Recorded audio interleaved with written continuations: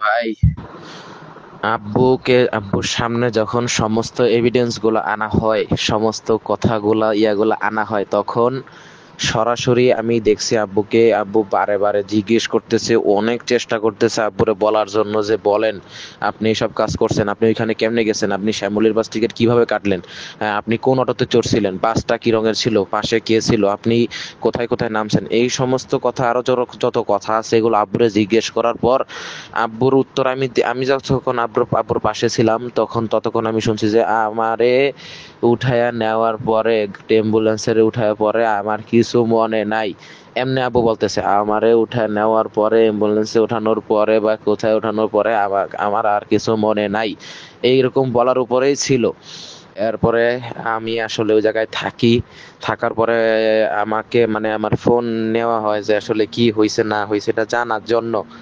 এরপরে আমি নিজেও মানে ওই জায়গায় ছিলাম, কিন্তু ফোন নেওয়া হয়, ফোন সিজ করা হয়। পরে দেখে যে আসলে ওই যে আমি আরো আগে কোনো জঙ্গি সংগঠনের সাথে অ্যাড আছিলাম কিনা। পরে দেখছে কিছু ছবি, এগুলা দেখছে। এমনি তো আমি কোনো জঙ্গি সংগঠনের সাথে অ্যাড নাই, আমি তো একদম নিরপেক্ষ, আব্বার সাথে একটু থাকি এই আর কি।